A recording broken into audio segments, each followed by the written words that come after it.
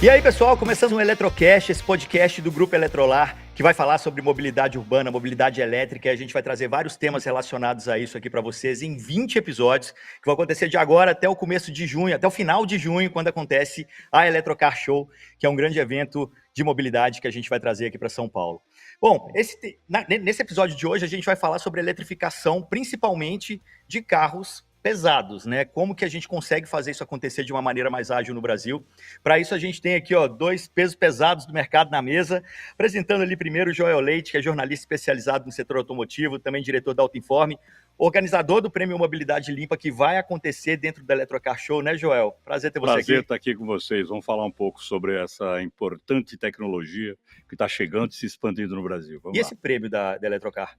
O Prêmio Mobilidade Limpa começou ano passado, ano retrasado. Tivemos o segundo evento no Eletrolar, teve ano passado. E agora o terceiro prêmio vai ser no Eletrocar, no AMB, no mês de junho. Perfeito. Então já se ligue, já acompanhe nossas redes sociais aí, Eletrocar Show, que a gente já está falando sobre tudo isso e já reserva a agenda também, né? 23 a 26 de junho, para estar lá conosco. E também apresentando aqui o Ivan Vendramini, que é CEO da Plugin. Prazer ter você aqui com a gente também, Ivan. Obrigado, Igor. Para a gente é um prazer também estar aqui, uma honra ser convidado para participar desse podcast com vocês. E estamos aí para ajudar a esclarecer e somar aí nesse assunto de eletrificação, né? Pois é, e como eu falei no começo, né? Nesse episódio aqui a gente está falando de eletrificação de caminhões, principalmente. Né? Explica um pouquinho para o pessoal o que a Plugin faz. Legal. A Plugin nasceu como uma startup, né? Em 2021, foi fundada. Em maio de 2022 nós iniciamos as operações. O foco da Plugin é o retrofit, né? Fazer a conversão de veículos diesel para elétrico, né? Então sempre voltado para veículos pesados, como você bem disse. Nós começamos como uma transportadora com veículos 100% elétricos, né? E foi aí que a gente adquiriu toda a expertise, entendeu como é que funciona o veículo elétrico, aumentamos a autonomia desses veículos da nossa frota, e aí sim, como uma segunda etapa, a gente partiu para a conversão, para o retrofit, que é o que a gente vai falar aqui, explicar um pouquinho para vocês como é que funciona, né? Essa opção, mais uma opção aí para quem tem veículo pesado, já rodando, transformar e conseguir rentabilizar de alguma maneira com o veículo elétrico. E aquela primeira pergunta que todo mundo já deve fazer para você, né? Por que não carro normal? Né? Acho que foi a primeira pergunta que fizeram aqui quando a gente estava nos bastidores, foi a primeira pergunta que eu te fiz. É verdade. E tem sentido isso, desculpe interromper, é que, na verdade, o carro é a cereja do bolo, né? É o que atrai atenção. Quando se fala que estamos começando com a tecnologia elétrica, eletrificada, a gente pensa em carro de passeio. E, no entanto, é uma tecnologia fundamental e importante exatamente para o setor de pesados, né? Mas por que não carro de passeio? Exatamente, excelente pergunta, e todo mundo pergunta isso para a gente, né? Primeiro, acho que assim, o ponto principal, a Plugin foca muito no segmento B2B, né? Então a gente quer vender para empresas, para frotistas, e é onde você consegue obter um resultado, né? Rentabilizar essa questão da eletrificação, do quilowatt-hora versus o custo do litro do combustível. E outro ponto também é que hoje você tem montadoras chinesas vindo para o Brasil oferecendo carro elétrico por algo em torno de 100 mil reais. Então, a gente começa a deixar de ser competitivo, principalmente porque os proprietários também rodam um pouco, então ele vai ter um payback aí lá na frente, já com veículo pesado, com veículo para transportadora, para frotistas. A transformação de um carro a combustão, um carro elétrico, o custo não valeria a pena, é isso? Não, a gente entende que a conta demoraria um pouquinho mais para fechar. Já no veículo comercial? Já no veículo comercial, que você roda muito mais, você consegue rentabilizar muito mais rápido, né? E como é que funciona? Você tira o motor a combustão e coloca a bateria? Ou não, mantém ele híbrido?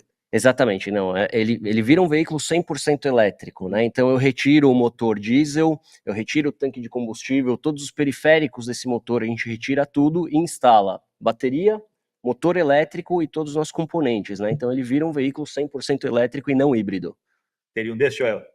Bacana, né? O híbrido é impossível, vocês não fazem esse trabalho. Não, daria para fazer também, é uma outra tecnologia, é possível, mas a gente entende que o viável financeiramente para o cliente é ele transformar em 100% elétrico. E está existindo já procura para essa transformação? Já, bastante. Por incrível que pareça, é uma procura grande aqui no Brasil e também fora, né? Na Europa, Estados Unidos, já tem empresas utilizando esse tipo de tecnologia de retrofit, tanto para transporte de pessoas, né? Ônibus, transporte urbano, aí, quanto para longas distâncias. Então, é algo que está vindo com força e surge como uma alternativa, né? Para quem não quer esperar um veículo zero de uma montadora, já poder eletrificar o bem que ele tem atualmente. Como é que funciona a percepção do consumidor no sentido de segurança do equipamento? Desculpa fazer uma comparação Claro. meio... em relação ao carro a gás, quando surgiu, existia um temor muito grande, o carro vai explodir, porque quem está instalando não é a própria montadora, não é?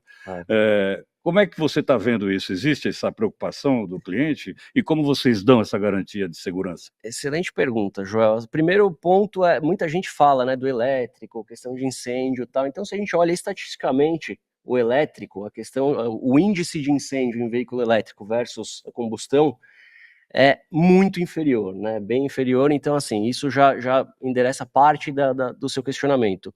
E a outra ponta que envolve a questão tecnológica, né? Então a gente tem todo um controle da bateria. Hoje, um dos pilares da plugin é montar o battery pack, que a gente chama, né? Nós produzimos o battery pack, então nós temos a célula, nós compramos a célula da bateria e nós montamos o battery pack. Então o battery pack ele é planejado para controlar a temperatura, então a gente tem todo o controle de temperatura de cada célula dessa bateria, qualquer indício de aquecimento dessas baterias vai ter um alerta, o sistema corta, então a gente utiliza da própria tecnologia para evitar que ocorra qualquer tipo de situação de perigo aí para o cliente, né? Então isso é bem importante, a gente demonstra isso para os clientes, né? A gente faz questão de mostrar como é que funciona esse sistema e acho que vai muito nessa linha aí, né? O risco ser muito mais baixo do que no veículo a combustão e a tecnologia da plugin somada para evitar que qualquer tipo de situação ocorra. E como é que é feita a montagem, assim, de fato? Porque, beleza, você tira o motor, aí é no lugar do motor que você coloca a bateria, tem o paredão da bateria onde? Você estava contando que, às vezes, no lugar onde você tinha o tanque de gasolina, você coloca o pack de bateria. Exatamente. Como que você escolhe o lugar? Como que é feita essa composição do carro? Porque você está mudando a estrutura dele. Exatamente. Então, isso é bem importante, Igor. A gente tenta entender ao máximo a operação de cada cliente, qual veículo que ele quer transformar. Então, a partir do momento que o cliente define qual caminhão, ônibus ou qual equipamento ele vai querer converter, a gente faz toda a análise com o nosso time de engenharia, então é feito 3D, é feito toda a análise para a gente identificar os melhores pontos de onde a gente vai colocar o motor, onde a gente vai colocar as baterias.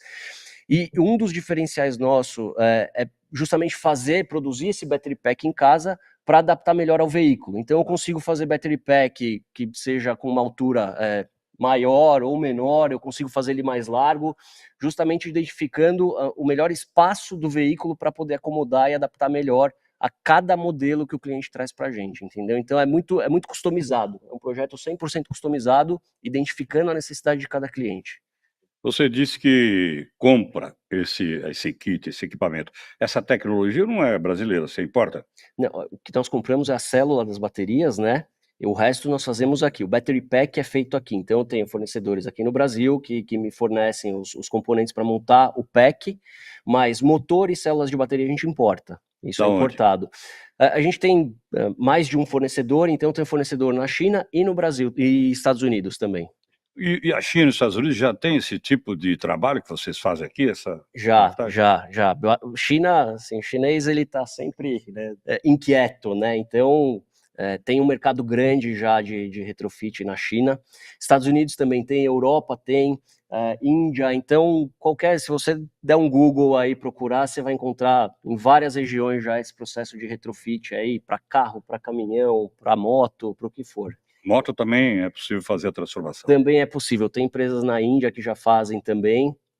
Então, a questão do retrofit é algo muito aberto, né? Você pode transformar hoje em elétrico qualquer tipo de equipamento que você tenha. Então, e hoje com essa questão das baterias estarem muito evoluídas, né, com uma eficiência energética super alta, facilita esse processo, né? Então, estimula as pessoas a buscarem o elétrico, a eletrificarem os equipamentos. O custo de um caminhão 0 quilômetro elétrico é muito maior do que um custo de um usado que você vai adaptar? É bem maior, tá? Então, assim, hoje no mercado, dependendo do caminhão que você tem aí, mas montadoras europeias aí trazem veículos por 2, 3 milhões de reais, né? Então a gente consegue ter um valor bem inferior no retrofit, na conversão. Mas ainda assim, como você convence o cara de que é viável, sabe? De que no final da linha, a última linha ali, ele vai ter um benefício financeiro também? Eu acho que assim, Igor, a gente tem inúmeras fontes aí de gerar uma receita, né? Então, o custo operacional do veículo já é bem inferior comparado ao diesel. Você não tem troca de óleo, você não tem aquela manutenção que você tem no veículo diesel, você não tem peça móvel no motor, né? Então, aí já começa. Custo do quilowatt-hora comparado ao litro de combustível também. E se o cara, aí você começa a abrir leques, né? Abrir opções. Você pode com painel fotovoltaico gerar sua própria energia. Aí o cara vende que ele está com selo verde, né? Então, você pode negociar a energia, o quilowatt-hora no mercado livre de energia. Então, você tem inúmeras opções para baratear esse custo. Então, o custo operacional, a gente já sabe que é viável, né? Ele convence o cliente. Tem a questão do crédito em carbono. Muitas empresas multinacionais aí conseguem se beneficiar desse ponto também do crédito em carbono. Então, acho que você colocando na ponta do lápis, tem o motor elétrico, que são principalmente as baterias, né?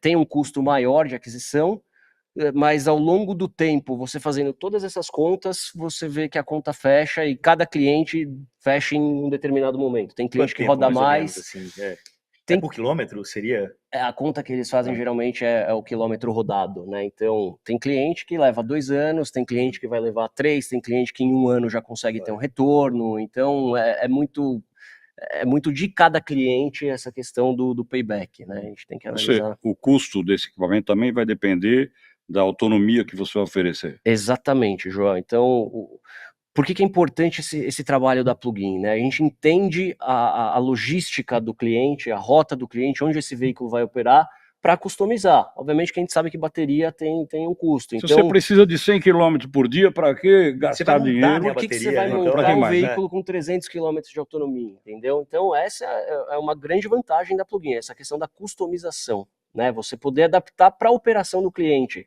Então, outro ponto que eu acho que é legal mencionar aqui também, Igor, por que a gente opta pelo segmento do pesado, pela frota, pelo transportador aí? Porque geralmente o cara já tem uma rota fixa. Então ele já sabe em qual rota ele vai operar, ele não vai ter surpresa, eu já vou dimensionar o veículo dele para aquela operação específica, entendeu? Então essa é mais um motivo aí para a gente conseguir entrar nesse segmento e ter uma solução customizável para cada cliente. Vocês certamente estão trabalhando com o segmento de seminovos, né? Ninguém vai investir tanto num carro muito velho. Exatamente.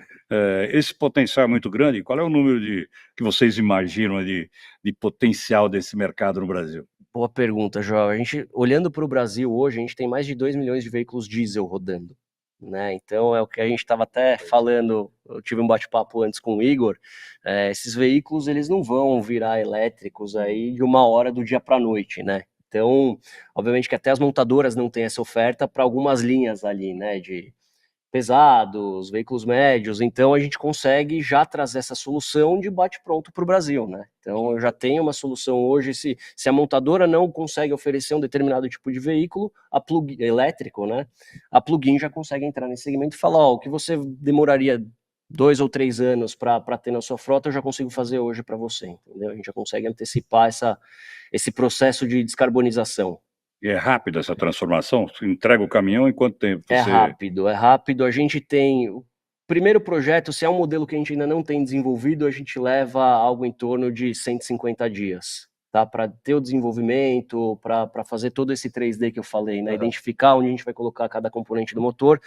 Mas a partir do momento que a gente já tem o projeto desenvolvido, a gente consegue fazer aí em 30, 45 dias no máximo. Então o carro fica parado, você tem um modelo talvez parado durante esse tempo todo para você desenvolver o projeto e depois você replica para todos em 40 dias. No máximo, exatamente. Rápido, porque daí você já tem exatamente, o time já está treinado para montar, o projeto já está pronto, né? Então não tem muito segredo ali, não, depois que já está desenvolvido. A maior parte da sua clientela vem da onde? De que segmento, de que tamanho de caminhão, peso? A gente, Joel, tem transportadores de bebida com caminhões médios aí, né, caminhões urbanos, tem veículos de longa distância aí, transportadora de veículos também, que atendem montadoras. Então tem veículo que só roda internamente para transportar componentes, né, em fábrica, dentro de fábrica. Então cada cliente, assim, é bem diversificado, tá? É bem diversificado. Tem operações muito interessantes também que a gente está vendo aí, operações internas, por exemplo, operação portuária, que tem veículos ali diesel rodando para puxar container e tudo mais, que vira muito, né? Você eletrificar esse tipo de veículo. Então, é bem diversificado o portfólio. Pega veículo rodoviário, urbano, todos esses modelos. Ônibus Ônibus também. Pois é, ônibus também. A gente chegou a falar sobre isso, né? Mas qual o volume de ônibus eletrificados hoje? Eu não tenho essa informação, Igor, exatamente, tá? Quanto que a gente tem de ônibus eletrificado hoje. A gente sabe que está tendo muita pressão de governamental, Sim. né? Prefeituras. Todas as prefeituras estão incentivando isso. Exatamente. Exigindo. E aí estamos no começo ainda, né? Tem países da América do Sul que estão evoluídos em relação ao Brasil e nós estamos ainda encaminhando ainda. Exatamente. Precisam crescer muito ainda e vocês têm um papel importante nisso. Tem trabalho, hein? Tem bastante trabalho. E o ônibus é um cenário, de novo, é outro cenário favorável, né? Porque ele roda o segmento urbano aí, não só urbano, a Plugin também olha para o rodoviário, né? Justamente por essa questão de customizar a autonomia. Se o cliente precisar de uma autonomia maior, a gente consegue entregar também.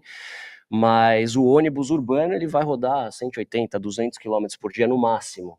Então é algo que viabiliza, né, que rentabiliza para o cliente. Você vai para a China hoje, uma equipe nossa foi para a China recentemente aí, e você anda na China, você não escuta mais aquele barulho de carro, né? A frota elétrica deles lá já é considerável. Então, para uso urbano, faz muito sentido você ter um ônibus elétrico rodando, né? Poluição sonora. Um amigo meu chinês, ele vai sempre para lá e ele acabou de voltar e falou que voltou, a primeira vez que ele voltou depois da pandemia, ele falou que a grande diferença que ele percebeu foi essa.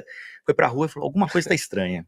O que está acontecendo? Não tem mais barulho dos carros. Você escuta o passarinho cantar, né? Só buzina continua. É verdade. E vocês já fizeram uma conta de quantas toneladas de monóxido de carbono vocês já deixaram de emitir na atmosfera com as modificações que vocês fizeram? A gente, com uma operação, fizemos 5 puxadas de carga no porto, na região portuária ali de Santos, puxando durante 2 dias seguidos, né? Então foram 5 operações de 2 dias cada operação. Com o caminhão elétrico, a gente deixou de emitir quase 1 tonelada de CO2 com um caminhão. Em 2 dias. Em 5 operações, em 10 dias, praticamente. Em 10 dias. Então, assim, é um impacto muito grande, né? Positivo. É uma tonelada, né? É muita coisa. Então, assim, se a gente for considerar todos os veículos, ônibus, que está rodando, e a possibilidade da empresa se beneficiar do crédito de carbono, pô, isso aí vira algo... A grande história do carro eletrificado é a necessidade de redução das emissões, a questão ambiental. É isso que está colocado em primeiro lugar. Isso. Então, eu te pergunto, vocês estão pensando na reciclagem dessa bateria daqui 10, 20 anos? Exatamente. Então, e esse é um segmento que está surgindo, Joel, porque já tem empresas no Brasil especializada em reciclagem de bateria. Tem um parceiro nosso, fica no interior de São Paulo, e eu estava conversando com eles outro dia. Hoje, 99,9% da bateria ela é reciclada. Então, o que acontece? Eles trituram toda a carcaça da bateria, retiram toda a química e conseguem reutilizar e reciclar essa bateria. Então, você tem a possibilidade de reciclagem, você tem a possibilidade de utilizar ela na segunda vida, que a gente chama, né? Então, a própria Plugin, nós temos uma linha de produto que se chama Power Bank, que é residencial ou para escritório, empresas aí. É literalmente um Power Bank, é um banco de bateria que você pode integrar com o seu sistema fotovoltaico, né, na sua casa, fazer um sistema off-grid. Então, durante o dia, o painel solar alimentar a sua casa e à noite o Power Bank alimentar com a energia que foi captada no painel solar durante o dia. E aí você usa a bateria de segunda mão. E nós usamos a bateria de segunda vida. O que é a bateria de segunda mão? A Plugin não está usando hoje bateria, mas é uma possibilidade. Lá na frente... já tem gente que faz isso, né? Já tem gente fazendo isso. Mas a bateria de segunda mão é o quê? Quando ela perdeu quanto? 30%? Quando ela já está abaixo de 80%. Abaixo de 80% já exatamente, exatamente. A gente já consegue considerar aí. E ela, porque assim, o que desgasta muito a bateria é o que a gente chama da ciclagem, né? Você carregar e descarregar, você estressar muito essa bateria. Então, para um veículo dali 10, 12 anos, ela vai perder essa eficiência, mas para um power bank que não vai ficar toda hora carregando e descarregando, ela é extremamente útil. Uma bateria que tem 80% ainda de capacidade vai servir para situações estacionárias e para captação de energia solar, e pode servir até como um canal de carregamento, um eletroposto, né? Mas por que não pode usar no veículo abaixo de 80, ela perde a eficiência, perde o Na que? verdade, O você começa a torque do perder a veículo? autonomia, né? Então, assim, A você questão é a perde a autonomia. questão de autonomia. Você já não vai entregar aquela autonomia, talvez, que o cliente precise daqui 10, 12 anos, porque geralmente uma bateria hoje, as células que a gente utiliza, elas têm uma previsão aí de 6.000 ciclos, né? Então, o ciclo, só para quem não sabe aí, um ciclo é uma carga e descarga completa, né? De 0 a 100% e de 100% a zero. Então, isso é um ciclo. A gente tem essa previsibilidade de 6.000 ciclos, que se o cara carregar uma vez por dia, ele vai ter pelo menos, sei lá, 15 anos. 6.000 anos. dias. Exatamente, 6.000 dias de uso aí. Só que a partir do momento que ela já não consegue ter essa eficiência, ela vai carregar, vai ter um processo de recarga um pouco mais lento, já não vai entregar aquela autonomia, ela é perfeitamente E na prática você útil. vai carregar peso morto, né? Porque a bateria é pesada para você carregar e se eu Exato. E peso, a gente vê muito, né, na questão de logística aqui, peso para o cara é essencial, porque ele transporta carga, então quanto mais capacidade de peso ele tiver, mais importante. Então, uma curiosidade, esse ciclo, se você tem 70% da sua bateria, num carro de passeio, por exemplo, que você carrega em casa, está 70%, mas você quer completar para no dia seguinte estar com 100%. Você já gastou um ciclo, não, mesmo não carregando? Não, o ciclo é sempre de 0 a 100%. Você gastou 30% do ciclo. 30% do ciclo. Exatamente, exatamente. Cara, tem muita curiosidade aqui pra gente tirar, né? Isso aí é um mito que todo mundo da tecnologia sempre fica perguntando por conta do celular, né? Então essa resposta eu já sabia, Joel. Mas e pro futuro, você acha que o Brasil está preparado? Como carregar esses carros todos, assim? Porque isso impacta diretamente na rede, enfim, a gente tem uma rede de eletricidade que é limpa, enfim, né, na grande maioria, mas isso vai impactar absurdamente, ainda mais falando de veículo de carga, assim, que gasta bastante. Eu acho que o Brasil tem a grande vantagem de ter a matriz limpa, né? Que é o que a gente sempre fala, matriz energética limpa. Mas a gente entende e a gente enxerga muito esse movimento, viu, Igor? Como eu disse, a gente começou as operações com o veículo elétrico lá em 2022. Eu lembro que a gente já fazia a viagem com o nosso caminhão elétrico, que eu comentei com vocês, que a gente aumentou a autonomia desse veículo, né? A gente comprou um veículo já de mercado, aumentamos a autonomia de 200 para 400 quilômetros, e lá em início de 2022 a gente já estava fazendo viagem em rodovia com esse caminhão.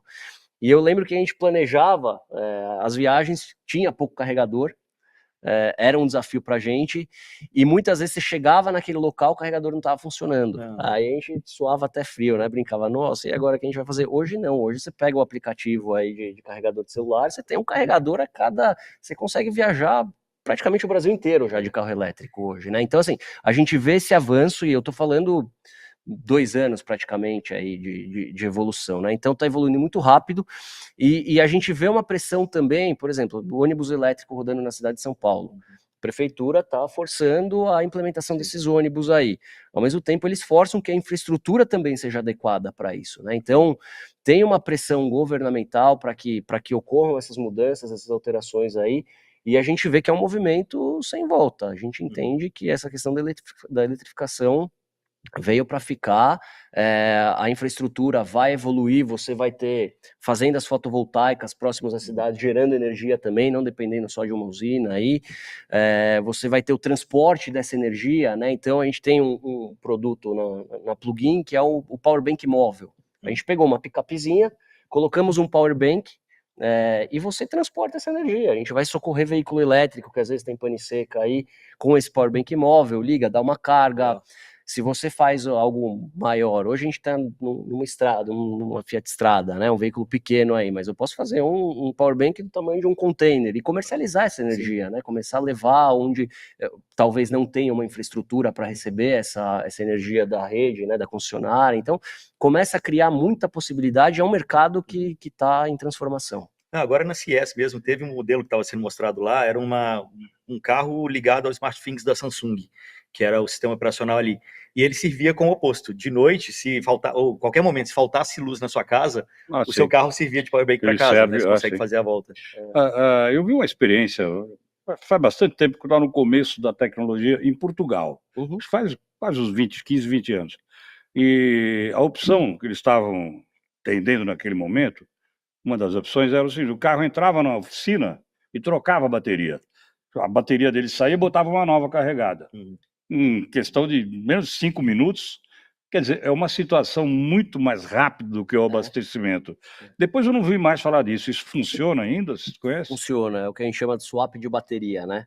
funciona, a plugin ela consegue, né? Ainda não tivemos clientes que solicitaram esse tipo de desenvolvimento, mas a gente consegue perfeitamente fazer, porque a gente tem conversado com um potencial cliente aí para fazer esse sistema de swap. Então, enquanto o veículo está trabalhando com uma bateria, a outra está carregando, apesar de você já ter carregadores muito rápidos hoje, né? Então, você tem carregador de 300 kW de potência, aí vai carregar Questão em de minutos, 20 minutos, exatamente.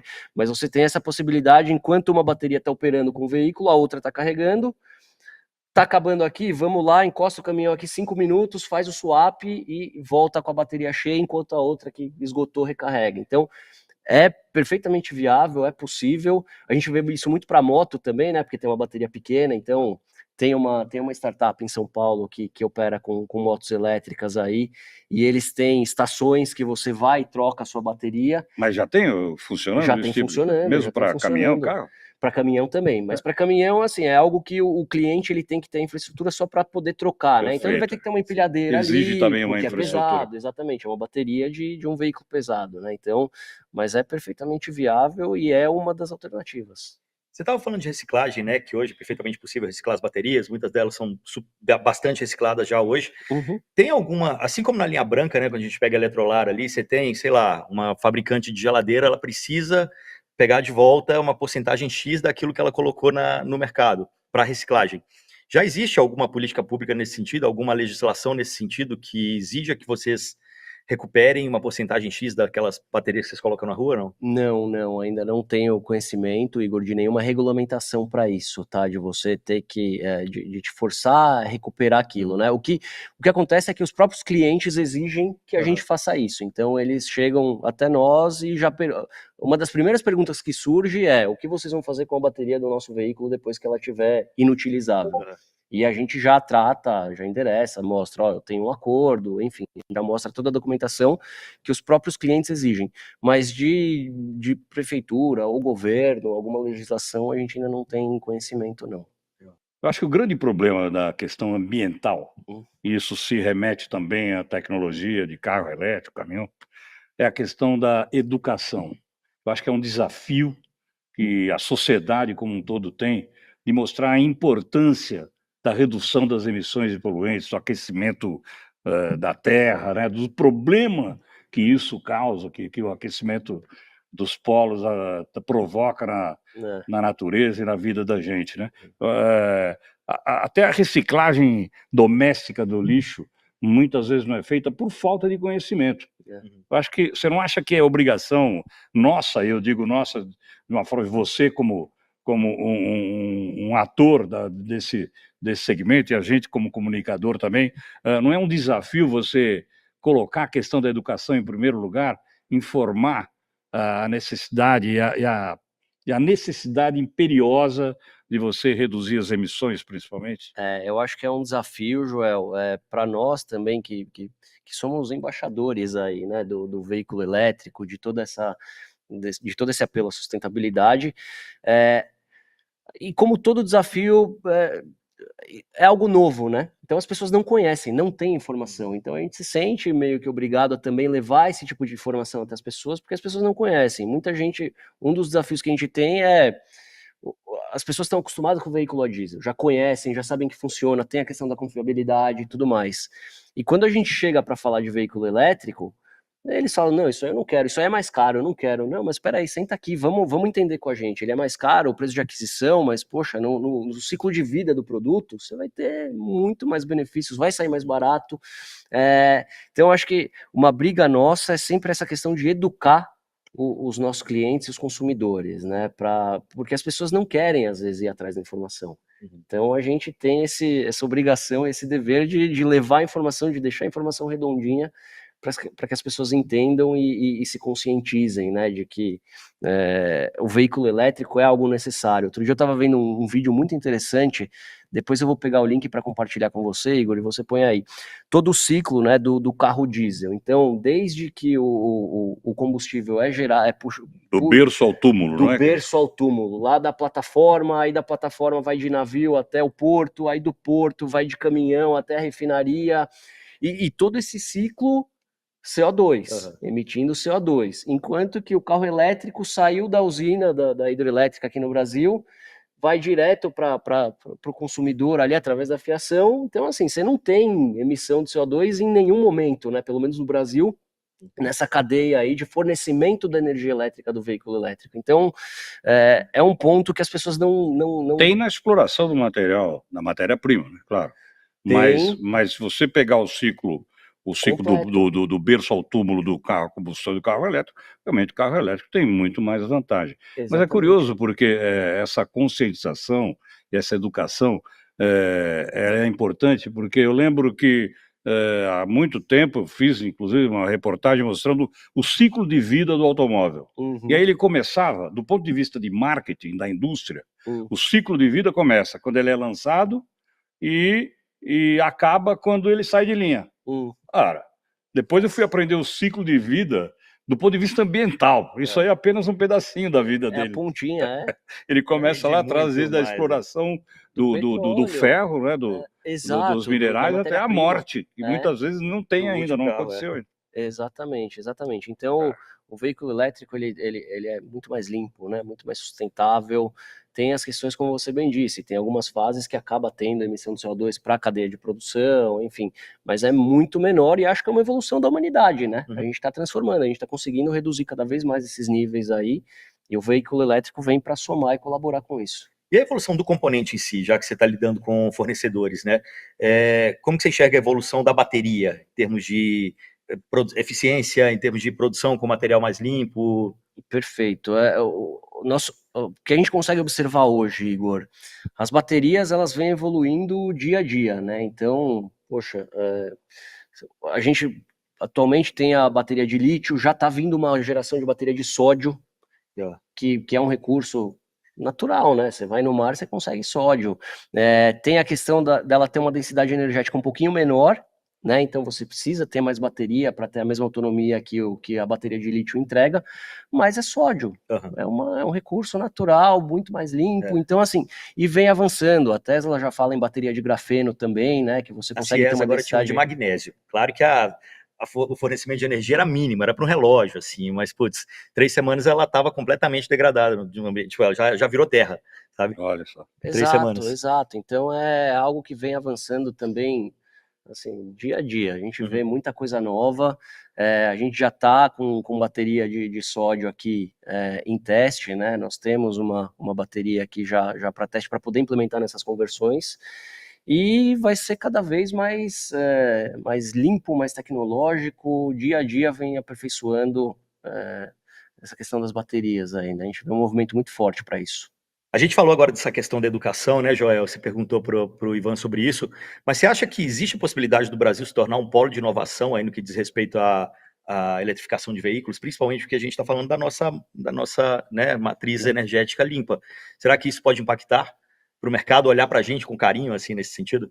Eu acho que sim, Igor, porque primeiro tem essa questão da nossa matriz energética, né, já favorecer isso. Tem a questão do Brasil também ter uma matriz fotovoltaica. Se você pegar a região do Nordeste ali para incidência de sol, é excelente. Você poder não só gerar através de uma usina hidrelétrica aí, mas também de uma usina fotovoltaica. Por que não, né? Fazer isso em regiões que tenham alta incidência de sol. Nos últimos anos. Que tem crescido muito nos últimos anos.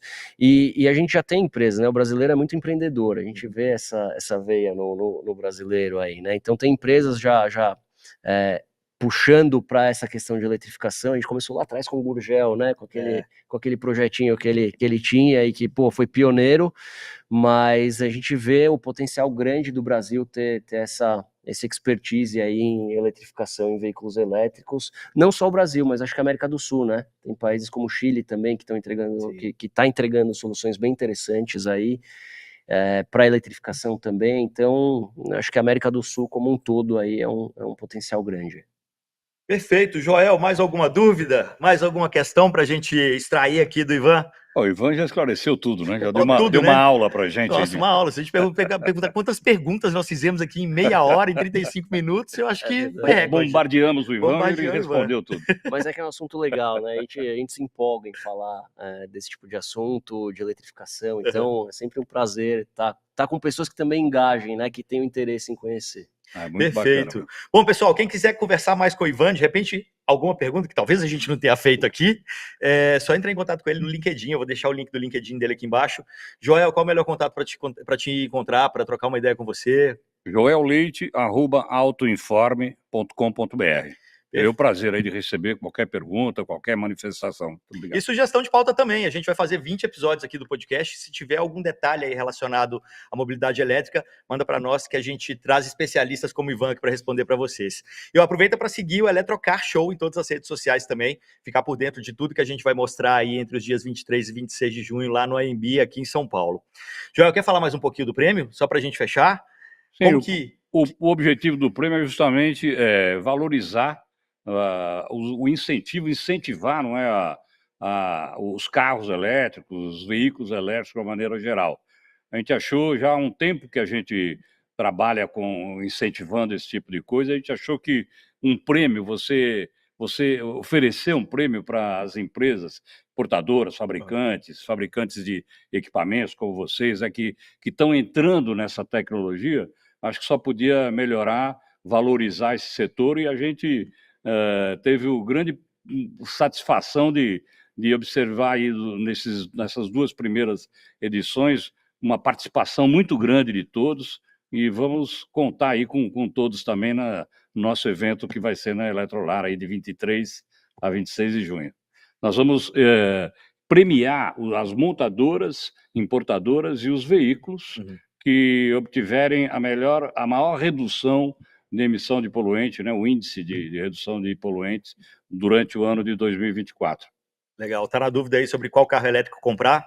Cola lá na Eletrolar, que pela premiação Beleza. você já vai ter uma dica ali de qual é o melhor do momento, né? Isso aí. Perfeito. Bom, pessoal, muito obrigado pela presença, valeu demais pelo papo. Esse foi mais um episódio aqui do Eletrocast, a gente se vê na semana que vem. Até lá. Tchau.